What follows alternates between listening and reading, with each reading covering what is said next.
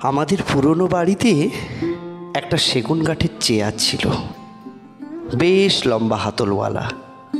পিঠের ঠেস দেবার জায়গায় চারটে বড় পাটি, বসার জায়গাটাও অনেক বড়।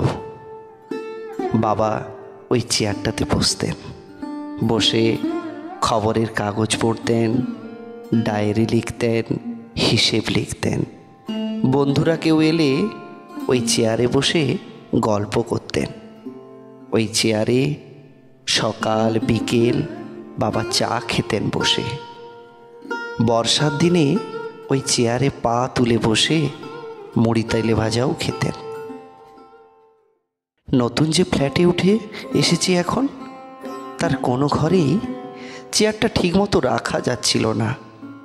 ঘরে, বারান্দায়, ডাইনিংয়ে কোথাও চেয়ারটা মানাচ্ছিল না।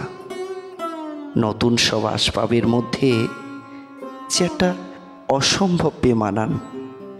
কিন্তু বাবার মতোই বাবার ওই চেয়ারটাও আমার ভীষণ প্রিয়।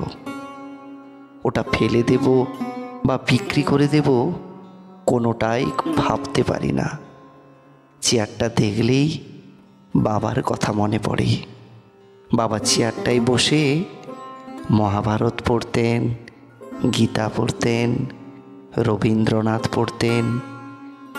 চেয়ারটার গায়ে হাত রাখলেই আমার এখনও মহাভারত, গীতা, রবীন্দ্রনাথ কানের মধ্যে বেজে ওঠে। তবু সেই চেয়ারটাকে রাখতে পারলাম না।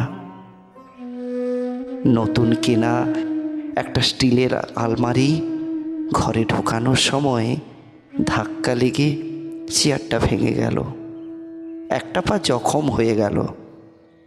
তারপর থেকে ফ্ল্যাট বাড়ির ছাদে জলের ট্যাঙ্কের পাশে এক কোণায় চেয়ারটা পড়ে আছে। বৃষ্টিতে ভিজছে, রোদে পড়ছে, তবু ছাদে গিয়ে সেই চেয়ারটার দিকে চোখ পড়লে বাবার কথা ভীষণ মনে পড়ে। একদিন ভোর রাতের স্বপ্নে বাবাকে দেখলাম। বাবা বললেন, খোকন, আমার আলমারিতে ছিল মহাভারত, ছিল গীতা, তোর আলমারিতে শেয়ারের কাগজ, ব্যাংকের পাসবই আর স্কচের বোতল। আমার খাতাপত্রে আমি লিখতাম গান, কবিতা, লিখে রাখতাম সুভাষ বোসের বক্তৃতার অংশ। তুই তোর নোটবুকে, ডায়েরিতে কেবল টাকার হিসেব রাখিস। খোকন, আমার চেয়ারটাতে বসে অলস মধ্যাহ্নে আমি ভাবতাম মাস্টারদার কথা, ঋষি অরবিন্দের কথা, শ্রীরামকৃষ্ণের কথা। আর ওই চেয়ারে বসে তুই এখন গল্প করিস নোংরা রাজনীতির। না খোকন, ও চেয়ার তুই ছুঁস না।